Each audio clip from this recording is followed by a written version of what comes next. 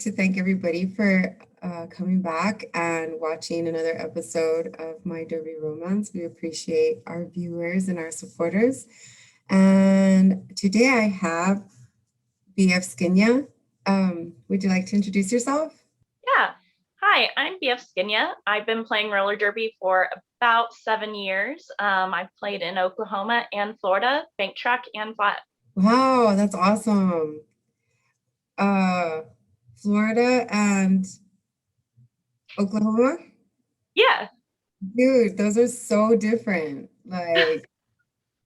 You, tell us about that. they are very different. I felt like in Oklahoma, I knew all the derby skaters, just because it is kind of a smaller community there in Oklahoma. In Florida, there's so many teams. Somebody will name a team, and I'm like, I don't even know who they are, where they are at. Mm, Yeah, but I mean, both states have been wonderful to play derby in. yeah. The community is amazing. So, when did you fall head over skates for roller derby? It was in 2011. I saw my first bank track game. Back then it was Red Dirt Rebellion. And I was like, this is so amazing. Like all these skaters, they are so talented. And my friend was playing and she's like, hey, do you want to play? And I'm like, yeah, definitely.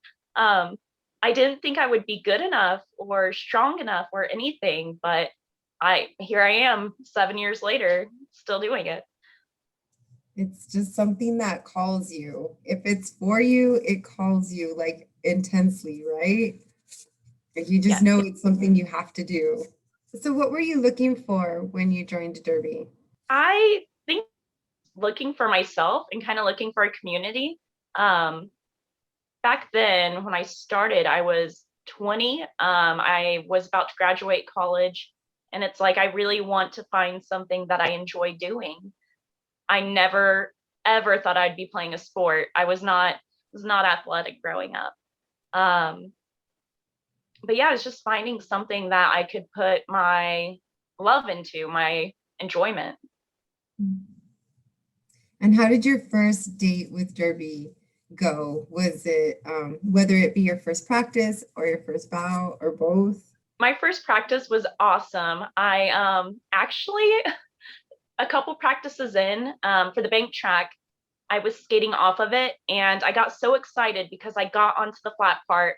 I went from banked to flat and I was like, oh, yes, I did it. I fell over backwards and I landed on my elbow and I got a hairline fracture. Um, yeah, that was my first month of practicing, but I was like, well, I'm going right back when I'm all healed up. And I did. It didn't stop me. That's awesome because that does happen.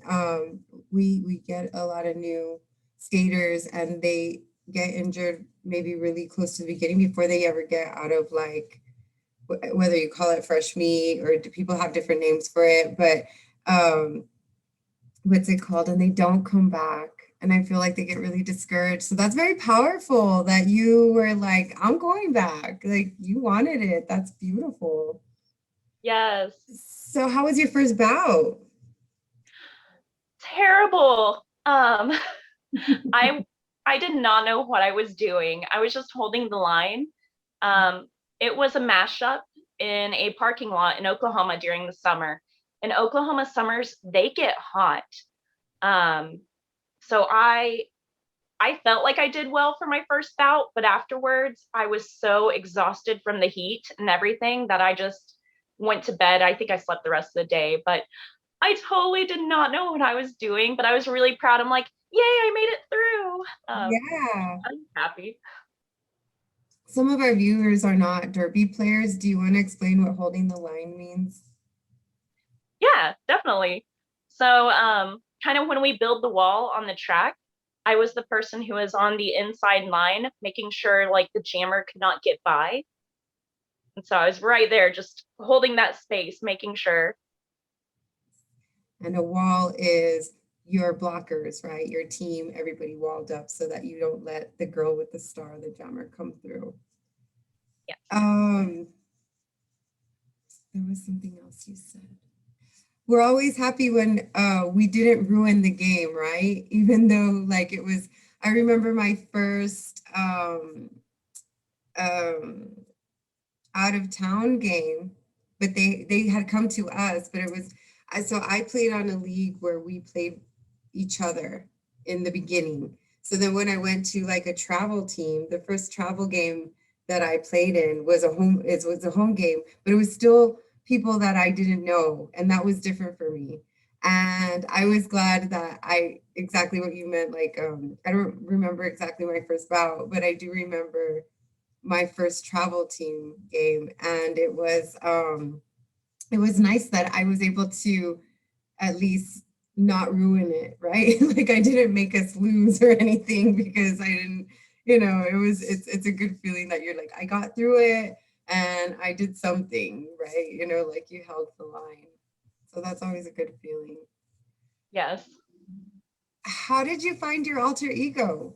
So I graduated from college with a bachelor's in counseling or psychology, and I went on to get my master's in counseling psychology. So I got it from BF Skinner, who he is known for operant conditioning. So reinforcement um, is what he kind of like heavily studied, and it's something I still use and practice today. I am a licensed mental health counselor, and I wanted something psychology related, but I didn't want anything involving like Freud because I feel like everyone kind of has a Freud name. So I was like, okay, well, who's someone else that is kind of known that I could make a really cool name out of? And did you ever feel that you lost her, your alter ego? And if so, how did you get that back again? I did for a while. I went on hiatus due to some medical issues. I continued to skate. So that's kind of why between 2011 and now, it's like it's only 7 derby years. But I felt like I did lose my alter ego. And it was really hard because I didn't realize how much enjoyment I really got from that, like how much that meant to me and how much I loved being BF Skinya. So I would just get involved with skating. I would go skate at Lake Hefner in Oklahoma. I would just skate and be on my skates as much as I could. And then eventually, when I kind of got my medical concerns at a point where I could return to skating, I came right back and it was wonderful. Mm, that is awesome. How does Derby make you feel? Derby makes me feel so many things. I would say the biggest feeling is empowered. Um, I just feel like I can take on the world. Um, and it's kind of taught me that I can. Like, I've been against some amazing teams, I've been against some amazing, strong individuals, and I somehow made it through. Um, it gives me this sense of empowerment and pride. Like, I'm very proud of what I'm able to do. I really never thought I would have anything like this in my life. Mm. What have been some of the obstacles that have come between your relationship between you and Derby? I would say back when I was in Oklahoma, I was in graduate school, finishing up my master's. I was also working full time and volunteering for the local pit bull rescue. And so that was very difficult because I had so many things I was juggling. And I really felt that, all this extra off skates practices that I really wanted to do, I couldn't just because I had to be writing papers, I had to be studying, I had to see clients. Um, so that was very difficult to juggle. But Derby was what kind of kept me sane, what kept my anxiety from getting too high. It was my release. So I was always looking forward to it. And that's true for like a lot of us, a lot of us. Like I think a lot of people that do Derby and I are very ambitious people too. I think as a culture, what I've recognized, and I'm not trying to like title, the Derby community this way, but I know that there's a lot of us who bite off a lot more than we can chew. We're very ambitious and we love doing a lot of things. Like for the most part, it's not just like um, for the most part, it's not usually, I just do Derby. Like there and we love the people that do because they're able to do all the Derby things that some of us, all we can do is skate. We're not like so much on so many community, helping, doing a whole lot of stuff. All we can do is go and skate because other people are able to pick up that up. But there's so many moving factors, but a lot of us fall in that category where we're working, we're going to school, we're mothers, we have two jobs, we're trying to juggle all these things. We volunteer here, and how are you able to even find time to get your skate bag together, get your skates on, make it to practice, make it to these things? How are you able to do that? I will say I prioritize Derby probably more than some other areas. Um, and my job was pretty easy at the time. I was just a receptionist. And so it's not like I had to do anything after hours. I think mainly how I did it was all my free time when I wasn't involved with Derby was doing all my schoolwork so that I could go to Derby, so that I could travel for games, so that I could do all of that. I even got to the point where I had a laptop plug-in for the car so that when we were traveling for games, I could just like do my papers on the way. So I just got really thrifty with it. Yeah, prioritize. That's a really good word. Like um, sometimes when you're spinning a lot of plates and it's in season, some of those plates they fall because Derby is like one of the mains, right? When you have that passion. We talked about your first Derby injury. Um, has roller derby ever broken your heart? Yes, it has. I was with Oklahoma. We were a bank track team, and we had a warehouse that the track was up in, but then the fire marshals at our first game, they shut us down. It was not up to code. We did not know um, we could no longer use that warehouse. And then shortly after, the owner decided to pursue other interests, which is totally understandable. And so we had to put the track in storage. And for the longest time, we were a flat track team. We were a bank track team that was playing flat track to get it back out. And that was heartbreaking because I always wanted to do banked. I did flat. I enjoyed flat, but like my heart was with banked. Um, so having it in storage and that constant, hey, we're a bank track team. Hey, we're going to try to get it out of storage, and never getting it out of storage. It was sold recently, a couple years ago. So it's back up. It's being used. I don't know what happened with the pandemic in that track. I would love to find out, but yes, unfortunately, we did end up losing the track. That breaks my heart too. I'm so sorry. You So we all know how carried away we get with roller derby, how easily we fall for roller derby. And it's this growing obsession. Has there ever been a time where roller derby was just out of balance in your life and it was completely like taking over? Yeah, I would say so. I in Oklahoma, I tried to join every team I could join all at once. It was to the point I had my home team, I had the team I interleagued with. I was on the co-ed team. I was on Team Oklahoma for State Wars. And if anyone wanted me, if they needed an extra skater, it's like, okay, I will drive 2.5 hours, 3 hours, and I'll go join. I was doing all the mashups, and it was a whole lot because I was in a relationship, and I was like, I probably need to focus a little bit on my partner. I probably need to spend some time at home with my dogs. So Mhm. it definitely did kind of overtake my life. But I also definitely let it and I loved it. But there came a time where I'm like, I need to set some boundaries and I don't need to be in every game. Mhm. Yeah, So yeah. Same. Happens, you just, it makes you feel good. It makes you feel good. And everybody's so cool and it's just a lot of fun and it does, it gets, it takes over. It's beautiful, but it's powerful, not uh, always in a positive way. And how do you feel about the Derby community? Is it like an expanded family to you? Is it? Definitely is an extended family. I've made great friends out of roller derby, lifelong friends from both Oklahoma and Florida. When I moved down to Florida, I didn't really know anybody. Um, like I knew a couple people, but I didn't really have any connections down here.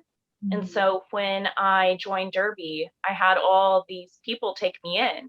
I got my Florida best friend from roller derby. I have my derby wife. Um, I have all these people who have made my life down here so amazing. I am so beyond thankful for the people I've met. And then, just meeting people at the skate park, and it's like, oh, you're Derby, and it's like, oh, I guess we're friends now. It's Mhm. wonderful. I do love the community. I had the same experience in New Orleans. I had gone with my son and my daughter to the skate park. I was visiting a friend there. And I mean, people just come up to you like, hey, you want to skate with us? And it's just so like welcoming, And I came back home and I know we are too, but I don't know that like I've ever stepped out and said like, hey, you want to skate with us? If I see somebody else skating, but definitely if they walk up to us, I'd be like, yeah, come with us. So it taught me to be a little bit more outgoing as well because yeah, I would have been able to skate by myself, but it felt really good to like work on some stuff with some other people. And I just love that. I love that about people who roll, like Yes, definitely. have you and roller derby ever broken up? We did for a short period. I guess it was about 3-ish years. Um, that was mainly because of my medical issues. So I had to break up with Derby. And it was so bittersweet because it's like, I still love you and you are what I think about. And I kind of realized that roller derby is a lot of not just my alter ego, but who I am um, as Mandy. And I was like, how do I find anything that's fulfilling like this? It was very difficult. I understand. I started getting older and I would get massaged, instead of going to the doctor, I just get massaged. And um, my friend was telling me like, dude, like, have you ever, she would massage me, have you ever been in like something traumatic, like a car accident or, and I was like, no, but I've been in Derby the last 5 years, and some like abusive relationships, so it was like, she was like, I think it's time that you tell your body that it doesn't have to protect itself anymore because it really like holds tight, and so that was like a moment for me where I was like, what am I doing to myself? Do I really need this? So I started doing racing and I started doing triathlons and marathons and anything. It was I have addictive personality. When I really like something, I want to do the shit out of it, so I was like, every race I could do, and it wasn't the same. It wasn't like bouting. I love it still and I still do it now, and now I have like, it was kind of like I was cheating on derby with racing, and then I felt like I was cheating on racing with Derby when I started to come back because I really started to love that time alone with running, that time alone with swimming, the time that I could spend that I didn't have to make practice. I would do this on my own time.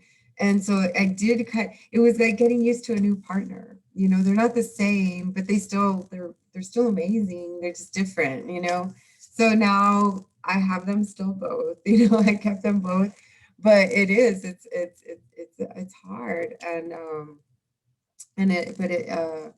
but sometimes you just have to figure out what's best for you physically at that time in the moment, and I know at 43 I could probably skate longer. I know people who are skating that are older than me, but at this age I'm kind of like, how many more seasons do I have? I've been skating since I was 30, so I'm like, I don't know.